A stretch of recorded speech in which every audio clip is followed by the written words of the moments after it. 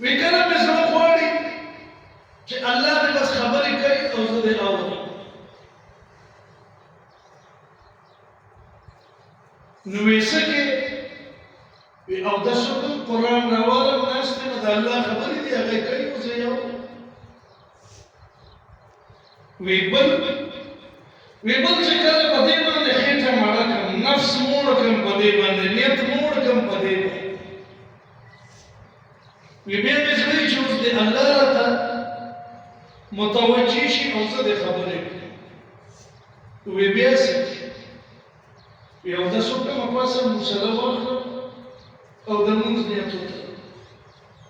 لمونځ څه شی دی؟ ستا او زما فریاد دی. الحمدلله رب العالمین چې موږ وایو موږ څه کوو؟ موږ خپل فریاد الله ته مخامخ کوو چې ای ربه زه عاجز یم او ته قادر مطلق ذات یې، ستا نه علاوه بل هېچا ته هېڅ اختیار نشته. وی زه خپل فریاد کوم او الله یې اوري. قاعده کې موږ کینو څه کوو؟ خپل بیان کوو. ربنا آتنا في الدنيا حسنة وفي الآخرة حسنة وقنا عذاب النار. موږ څه غواړو د رب؟ خپل فریاد کوو، خپل عاجزي. نو د قرآن کریم ابتدا هغه د الله په معرفت سره وشو. تا ته د الله ذات ښکاره شو چې هغه څه ستا د الله سره تعلق کوم پکار. او په آخره کې درې صورتونه. بسم الله الرحمن الرحیم. په دې صورت کې عقیده ښکاره شو او د الله تعارف ښکاره کړي. او هغه په دې وجه چې کفار د الله منلو ولګو، خو چې تلبیه به یې وي، طواف به یې کول، نو چې موږ کومه تلبیه وایو د دې سره به اضافه کړو چې ای الله موږ تا منو، خو موږ هغه ذاتونو ته حاضر یو چې هغه تا مقرر کړي دي د باران دپاره او د اولاد دپاره، فلانی او ډېمړی خپل بوتان هغه یې مقرر کړي. او یا که عیسایان واخلو نو د تثلیث قایل درې خدایان به یې منل. عیسی علیه السلام هغه به یې د الله زوی ګرځولو، د اوسني چې کوم د به یې همدغه عقیده. هغه مشرکان هغه یې فرشتې د الله لونه ګرځول. یهودیانو کې بعض خلک حضرت عزیر علیه السلام هغه د الله زوی ګرځولو، نعوذ بالله. او د دې ټولو سره سره عرب ذهین هم دي، د اجساد ماهران، د انسانانو خو څه کې چې د بوتانو ورته نسب به معلوم و چې دا د کم وخت نه روان، نو چې د الله د وحدانیت بیان ورته وشو، طنز شروع، ګډې وډې شروع،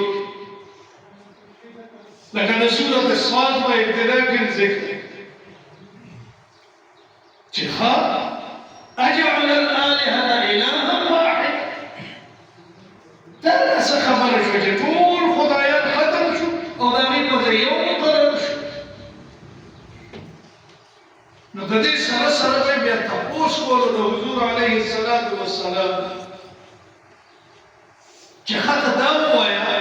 چې ستا دا رب څوک دی، د کوم ځای نه راغلی دی او نسب یې څه دی. نو د الله تعالی دغه وحدانیت، قادریت ثابتولو دپاره الله په خپله دلیل راولیږي چې قل هو الله احد، چې بس دوی ته دا وفرمایي چې الله هغه یو د یو نه مراد عدد ښکاره کول نه دي چې یو دی بیا ورپسې بل دی یا بل دی بلکې د یو نه مراد د الله یوازېوالی ښکاره کول چې الله په خپلو صفاتو سره په کمالاتو سره په قدرتونو سره بالکل واحد دی یوازې د مقابله کې همسره یو نه څوک شته او الله الصمد الله بے نیاز د ستا نه اړو څه غواړي ستا د هېڅ شي ورته ضرورت نشته هغه تا ته اړو محتاج نه دی که ته په الله احسان کول غواړې چې زه لمونځ کوم زه تلاوت کوم زه اودس کوم دا هر څه د ځان دپاره په الله د هېڅ احسان نشته ته الله ته محتاج یې ته د حاجاتو یو مجموعه یې لکه ورپسې آیت کې ثابتي چې لم یلد ولم یولد نه الله د چا نه پیدا دی نه د الله نه څوک پیدا دی په دې دواړو کې عاجزي او معذوري ښکاره شي که ته چا نه پیدا یې نو چې ګوره پیدا شي ابتدا د پیدایش سره ته عاجز دی پروت دی چې تا جړلی نه دی مور اوچت کړی دی پی یې نه در کړي په خوله کې یې ساچولی نه وي درته ته چغې ویل لګیا ته عاجزه یې معذوره یې نشي پاسېدی په دې لا قادره نه چې ته پاسې منډې وکړې او روان شي نو چې یو شی د بل نه پیدا شي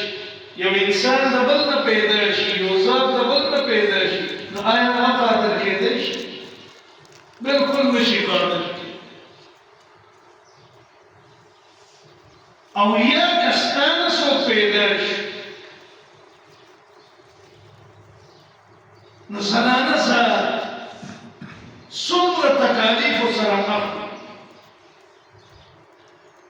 څومره ورځې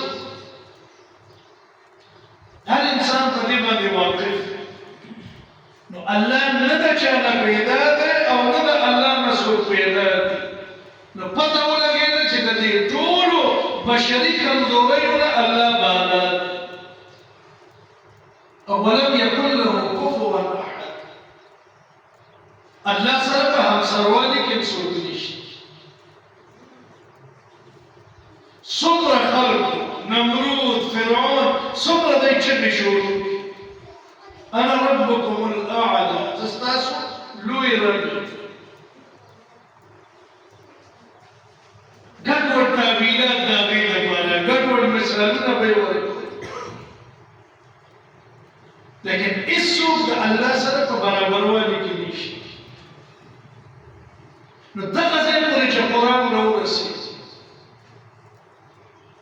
د الله د معرفت نه شروع شوه سورت فاتحې تر د قل هو الله احد پورې ستا عقیده هغه برابر شي اوس ورسره د عمل دپاره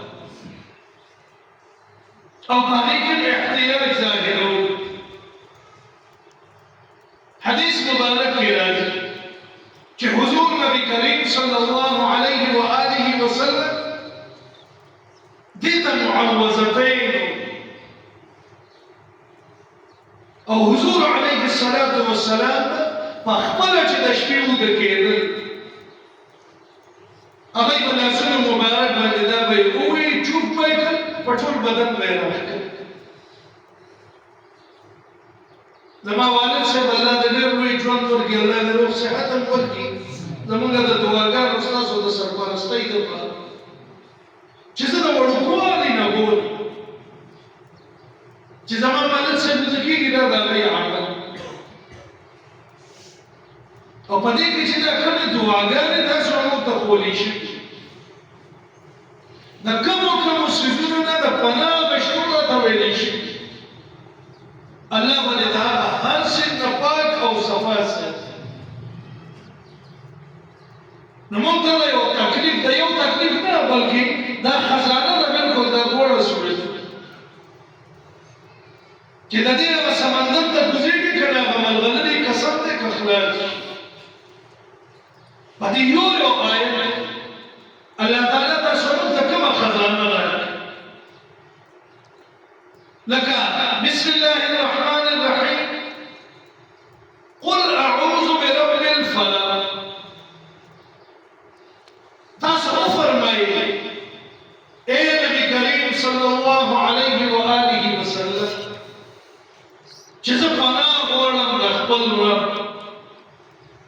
د فلق دو معنی دلته مفسرین بیانوي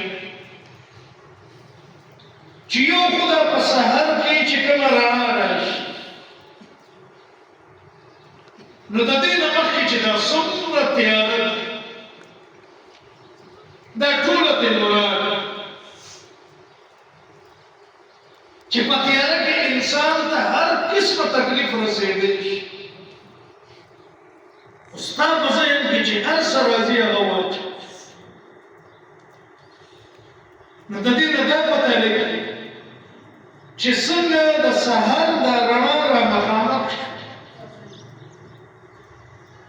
او توره تیاره ختمه شي په دې باندې ځان پوه چې انسان پتا کم مشکل هم دی پتا کم تکلیف هم دی پتا کم مشقت هم دی یو ورځ ختمېدو وله چې څنګه دا رڼا راغله او الله تیاره ختمه کړه ستا هغه مشکل به هم ختم شي او خوشحالۍ به در باندې راشي او دویمه معنی مفسرین هغه بیانوي چې د جهنم د کندو نه یو داسې کنده ده چې دا نور جهنم په خپله د هغې نه پناه وړي نو په دې کې دې طرف ته مې اشاره ده چې صرف او صرف د خپل رب په پناه باندې ځان بچ کولی شي پوه شه چې یو دومره خوفناک څیز یو داسې عجیبه څیز چې جهنم خپله هغې نه پناه غواړي الله د هغې مالک نو تا او ما ته بلکل هغه پناه راکولی شي من شر ما خلق دا تکلیف او مصیبت دا داسې څیزونه دي چې دا په دوه قسمه باندې چې یو تا د روحاني تکلیف درکوي یو جسماني درکوي او د حضور علیه الصلاة والسلام ای خدای الله په حکم باندې لګیو په مسله د توحید باندې لګیو او هغه مشرکین مکه چې هغه باندې دا آواز وشو چې ستاسو دا ټول خدایان یو طرف ته بس یو رب نو الله ته پته وه چې دا مشرکین دا به د حضور علیه الصلاة والسلام دشمنان جوړېږي تکلیف به خامخا ورکړي د هغوی د ځان هم جوړېږي او د ایمان هم دشمن جوړېږي دې د وجې نه دا یې ورته وښول چې په دې کې د انسان د ځان چې کوم د حفاظت وظیفه نو د جسماني حفاظت لپاره د دې صورت نزول وشو من شر ما خلق تاسو د رب پناه واخلئ د خلقو د شر اوس د خلقو شر هغه څه شی د خلقو شر اوس ته سوچ کوه ته د ځان په باره کې سوچ وکړه چې ستا کوم داسې کار دی چې هغه په چا باندې ښه دی اول په دې کوم زمانه کې وګورو دا خو ډېره پاکه زمانه یو داسې عمل بس نه وي چې تا ته به یو بل مسلمان دا ووایي چې یاره دا کار دی ډېر ښه خلک لګیا بل مسلمان نور ته په تکلیف ورکولو کې دا د نن زمانې د معاشره وګورئ په هغې کې د دې صورت ډېر ضرورت خلک کوشش کوي چې په هره طریقه یو بل انسان ته تکلیف ورسي نو که ته ډېر تکړه یې که ډېر بادر یې که ته ډېر ذهین یې دماغ ووهلی ما سوا د الله د پناه نه ته د بل چا په پناه کې د خلکو د شر نه نشي بچ کېدی او ومن شر غاسق اذا وقب او د تیارې نه چې کله راخوره شي اوس په تیاره کې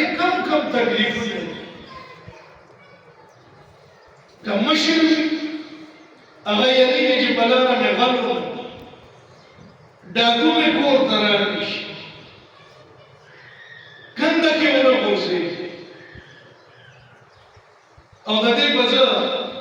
اکثر ځایونو کې ویل چې موږ او تاسو ټولو باندې ماشوموالی تېر دی چې لږه تیاره شي اوس هم ماشومان انا بوم دی بوم چا لیدلی دی اوس هم هیڅ چا نه دی لیدلی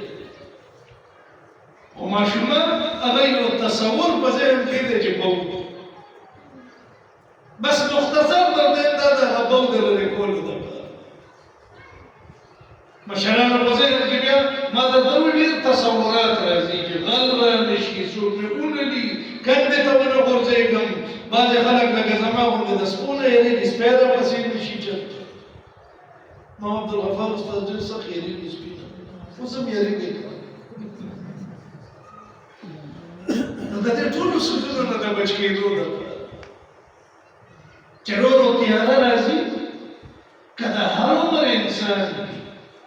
خوف ورو ورو په هغه راشونې شي د دې ټولو خوفونو د لرې کولو دپاره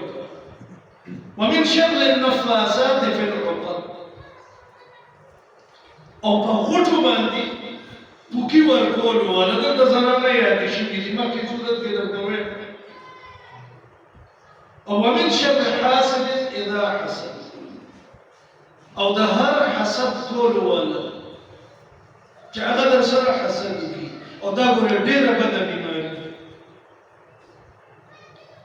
حسد تر هغه وخته خطرناک نه دی چې تر څو دا عمل ته نه رسېږي خو چې کله عمل ته ورسېږي بیا ډېر خطرناک شي او زموږ او ستاسو په دې معاشره کې پښتنو کې دا ضبط ډېر کم دی د بل مسلمان ورور نه حسد ساتي اخر ټیم نشي سبانه جوړه کی د جګړې د دغه حسد د وجې بیا بدګمانۍ هم ذهن ته راشي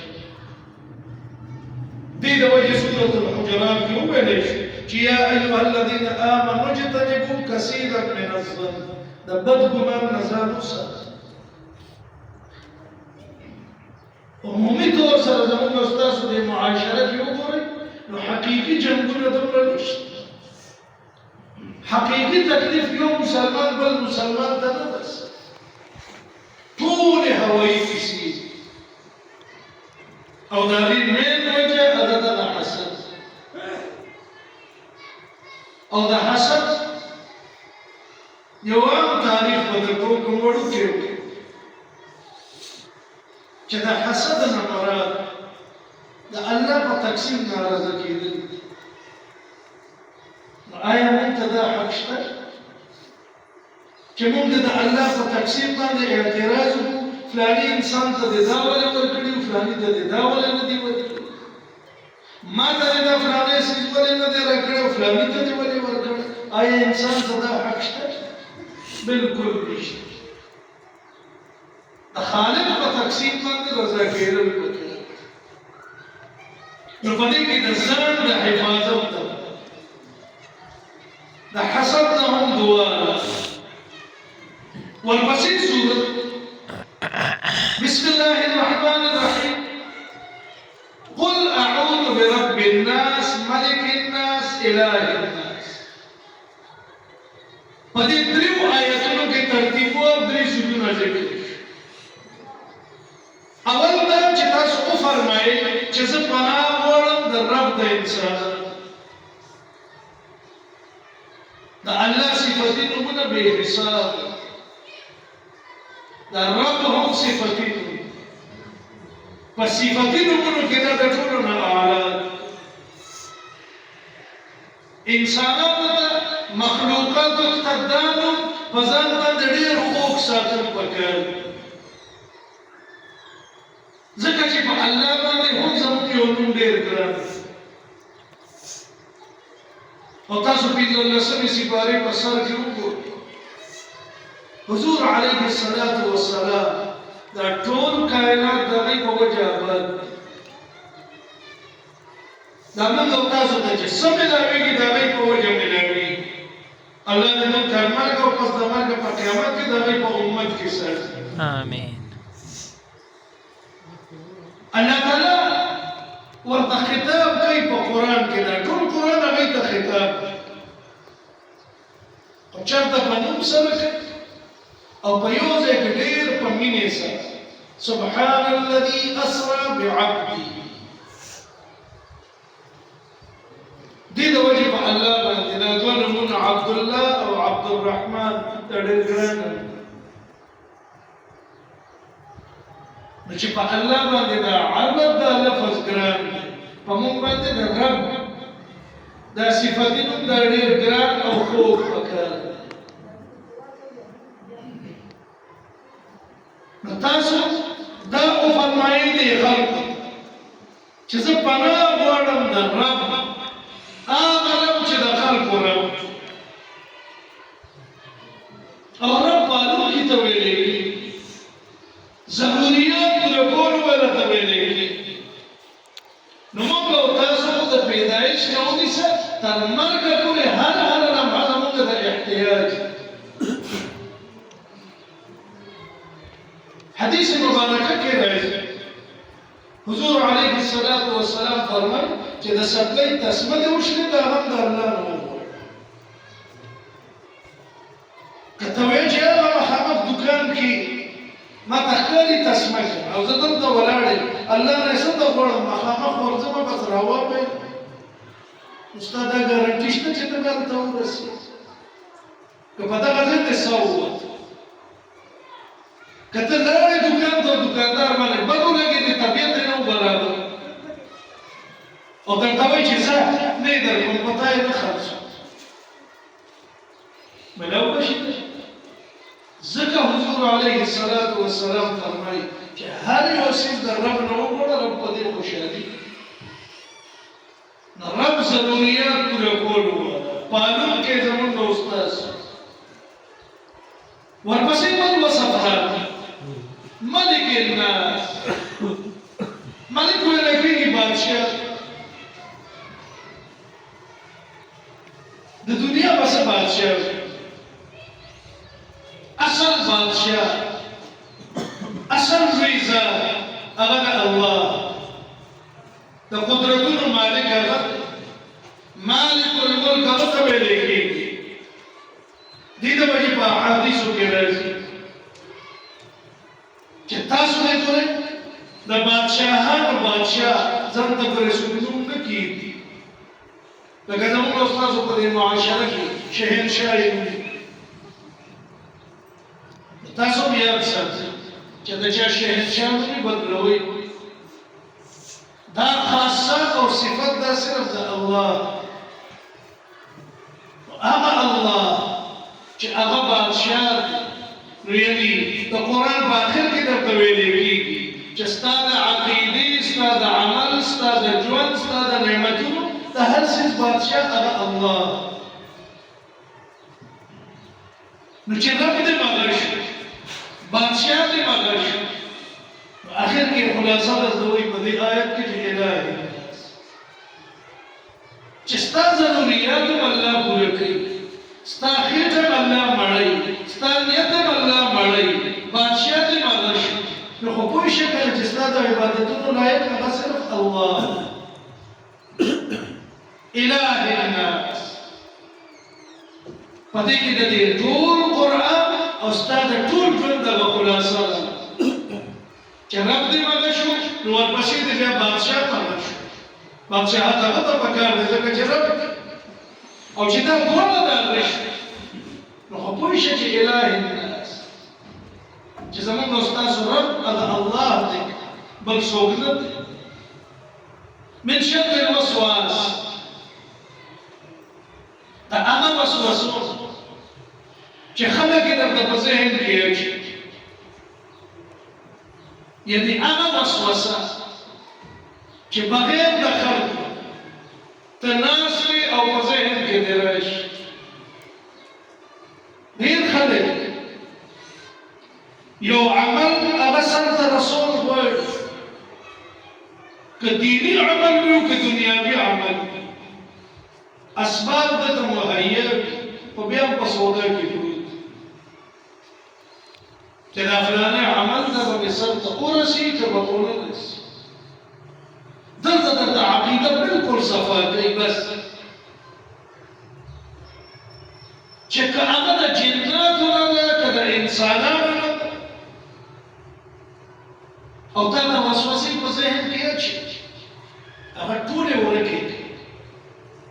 ته بس د الله نه ووایه چې ای ربه زما ظاهري چې ما سره کوم اسباب او هغه په نیک عمل کې درته ویلی تا ظاهري طور سره اودس وکړه، ځان دې پاک او صفا کړه. ډېر خلک یا غریبان د دې وسواس په دې بیمارۍ کې مبتلا دي.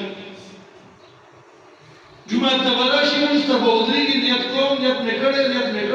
او په دې کې یو نیم رکعت تېر شي. ته نیت دې دغه دی چې ته د کوره را روان شې تا اودس وکړو راځه دغه نیت دې به ډایرکټ الله اکبر کړه یا به د نلکې سره لاس 15 منټه د لاسونه وینځي خپې وینځي چې پاک شوي وي که به نه پاک شي. دغه شیطان دغه جنات تا د هغه موقع نه پاتې کوي چې کوم د رحمتونو موقع ده، کوم د جمع ټیم دی، کوم د دعا د قبولیت ټیم دی، تا د هغې نه پاتې کوي. او نه یوازې جنات چې کله ته په ایمان مضبوط دي او شیطان ډایرکټ په تا ګزار نه شي کولی نو ورشي بل انسان هغه درته شیطان دی ستا ډېر ښه ملګری ته مړه پرېږده څه کوې دا زکات څه ته ورکوې او لا ځوان یې لا تا خپلو بچو ته ضرورت دی او تا ته ضرورت دی. زموږ معاشره کې د دې زکات سره سره د حج په باره کې دا تصور دی. ډېرو نه تپوس وکړه ځوانانو نه هلکه ښه الله هر څه درکړي ولې حج ته نه ځې؟ مړه صبر وکړه چې بوډاګان شو. نو تا څو بوډاګان خپل کلي کې لیدلي دي چې مړه دي؟ که تېرو شپږ کالو ته سوچ وکړو نو بوډاګان به 25% هم نه 75% به ماشومان او ځوانان مړه وي. دغه هغه نیولو والا ملګری د دین د کار نه منع للخیر چې ګرځي هغه ته تا یو اراده وکړه الله قبول کړي چې دی دې راپاسې لمونځ دې وکړي، دی دې راپاسې حج دې وکړي، دی دې راپاسې تلاوت دې وکړي. نو په دې کې به تا دا وسواس اچولو والا یا به انسان وي یا به جنات خامخا به ستا ایثارول کوي. نو دا دوه صورتونه د دغې دپاره وغولی شو چې دا وایي سهار ماښام د الله په حفاظت کې دی او ما درته ووایي چې په دې کې د علومو سمندرونه پراته دي که غوپې پکې وی که نه په کلونو هم ترې نشي وشي. دومره لویه خزانه چې دومره لوی ذات چې دا کائنات د هغې د وجې آباد تاسو موږ ته دا خزانه راکوي او هغه په خپل ځان باندې چوف کوي په بدن کې نو چې هغه یو ځل دوه ځله درې ځله کوي موږ تاسو ته څومره ضرورت دی چې د ورځې زر زر پیرې وایي او شان نزول د دې سره مختصر درته وایم چې شپږمه هجري کې حضور علیه الصلاة والسلام خوب ولید روان شو د عمرې په اراده باندې مشهوره واقعه د صلح حدیبیه اوس تقریبا په مکه معظمه کې دغه غزې راځي انترانه د کفارو سره ملاقات داسې وشو چې ورته واپس شي بهر حال بیا معاهده وشو دا صلح راپېښه شوه بیعت راپېښ شو چې حضرت عثمان رضی الله تعالی عنه عثمان یې ته واستولو دلته شیطان مشهوره چې حضرت عثمان غني رضی الله تعالی عنه هغه شهید مقصد دا چې د دوړو جنگ وشي په خپل الله د جنگ نه وساتي معاهده وشو په اووم کال باندې کفار د معاهدې ته ټینګ نشو یهودیان مدینه منوره او یو جادوګر هغه ته لاړل لبید ابن عاصم قبیله بني زریق سره تعلق جادوګر څوک وایي چې دی یهودي او څوک وایي چې دی منافق څوک وایي چې د انصار نو بالکل د مدینه منورې د انصارو د حضور علیه الصلاة والسلام د تګ نه مخکې د یهودیانو سره تعلق چې حضور علیه الصلاة والسلام باندې کل تعلق یې پرېښود خو دی لبید نه و پرېښود او دی منافق و د حضور علیه الصلاة والسلام ته پس ده ته لاړل 3 دیناره یې ورکړل چې دې سړي نه مو خلاص مونږ ډېر کوشش وکړو نه پې جادو اثر کوي نه پې بل څه کوي هغه یو ځوان راونیولو هغه ځوان ته د حضور علیه الصلاة والسلام کور ته تلو راغلو ویره د حضور علیه الصلاة والسلام د منګزه یو څو دانې او د حضور علیه الصلاة والسلام یو څو ویښته مې برکت ته پکار دي دا لګراو هغه لاړو راوړی حضور علیه الصلاة والسلام باندې جادو وکړو شپږ میاشتې د هغې اثر دنیاوي معاملاتو کې حضور علیه الصلاة والسلام باندې اثر او دینی معاملاتو کې وحي به هم راتله او ښه صحیح عملونه هغه صحیح جاري په حضور علیه الصلاة والسلام باندې اثر دومره وشو چې یو کار به نو کړو به کړی یو کار به کړو فرمایل به نه مې دی کمی بی کله تل دی دا بیان بس دومره اثر خو جادو به هر حال خطرناک او زهریله شی ورو خوراک سکا چې وریښو بدن مبارک یې کمزور شو حضور علیه الصلاة والسلام ښکره ولګوت وینه یې وویسته طبیعت باندې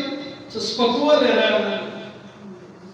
بیا د الله نه سوال وکړ ام المؤمنین حضرت عایشه صدیقه رضی الله تعالی عنها فرمایي چې ما ته یې وویل چې دغسې یو دوه دوه کسان راغلل یعنې فرشتې راغلي یو سر ته ودرېده یو خپو ته یوې بلې ته ووایي چې په دې سړي باندې څه چل دی وایي ده باندې جادو شوی دی مطبوب دی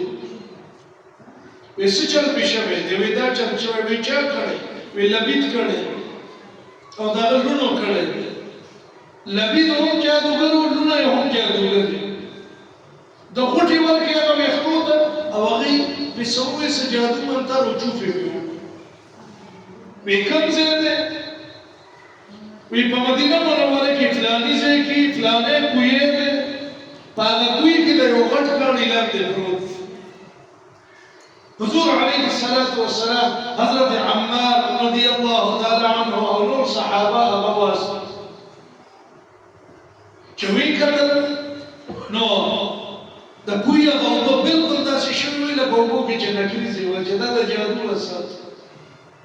او د هغه جادو د وجې کوی سره کار ونې وی هغه داسې ښکارېدی لکه د شیطانانو یا د مارانو سر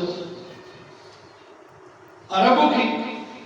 چې یو شی قریب وي صورت وي وایي د شیطان غوندې سر نو دا ونې داسې ښکارېدې او د کجورې د ونې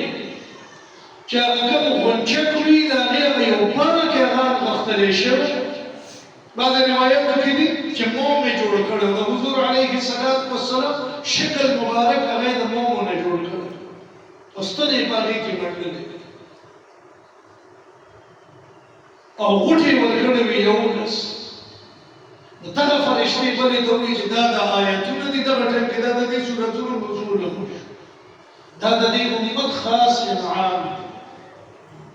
یو آیت دی وایي او په دې غوټه دې چوپکۍ غوټې کولاوېدې یا ستنې راغورځېدې حضور علیه الصلاة والسلام طبیعت مبارک اچانک داسې کولاو شو لکه چې څوک دې په زنځیرونو کې تړلی وي او خلاص شي ام المؤمنین حضرت عائشہ صدیقہ رضی الله تعالی عنها ورته وفرمایل چې جی دا ټول خلک به راغونډ دا مسلمانان وغیره او دا لبید به وشري بعضې صحابه وایي چې قتل کړو وایي د ده دا حال خلکو ته وایي حضور علیه الصلاة والسلام فرمایل چې بس دته چې الله کومه سزا لیکلي هغه به دته میلاویږي موږ څه ولې په خپل لاس او خولې ککړ کړو دا د حضور علیه الصلاة والسلام هغه لویه سینه تر اخره وخته هغه ته دا ښکاره نه کړه نو موږ ته ګوره په دې صورتونو کې د عفو د معاف کولو هغه تعلیم هم میلاو شو د جادو توړ هم میلاو شو عقیده هم میلاو شو حفاظت هغه زراعي هغه هم میلاو شو زما بچو بلوغ تاسو ته ویل د علماو طلباو ته چې الحمدلله الله یو لوی دولت درکړ او لویه د سعادت خبره ده چې ستاسو دا اساتذه کرام داسې شیخ الحدیثان دا خپل وخت قیمتي کو او تاسو سره کېناستل دا تاسو ته د وخت درکړه دا قیمتي کوئ نو دا تاسو ته دا تعلیم چې دغه د استادانو نه مو څه واورېدل دا مخکې ورسېد مخکې نور امت ته یې ورسېد دا خو امانت دی زموږ استادانو موږ ته را رسولی دی موږ به دغه شان دی مخکې رسېد او انشاءالله ستاسو په ذریعې سره به رسېد الله تعالی دې تاسو موږ ټولو ته په دې باندې د عمل کولو توفیق رفیق وګرځوي الله دې د قرآن دا مبارک مجالس چې څومره تېر شو الله دې دا ټول زموږ دپاره مبارک وګرځوي او د دې هغه اجر چې الله تعالی کوم انسانانو سره مسلمانانو سره کوم وعده کړې ده الله دې تاسو موږ ټول د دې اهل وګرځوي تاسو الحمد لله رب العالمين والعاقبة للمتقين والصلاة والسلام على سيد الأنبياء والمرسلين وعلى آله وأصحابه أجمعين يا الله زمن ربنا معافى يا الله مغفر لي تعمل نسيب يا الله زمن دعوات كل سعي كما موقع خدا پاک دا بخل دربار کے قبول و منظور يا الله قرآن کریم دیر نوی کتاب دے استا کلام دے استا کتاب دے یو آیت دے اغنی کی دا او هغه ثواب دی یو حرف دی نیکی دا یو آیت دی هدایت دی زموږ لپاره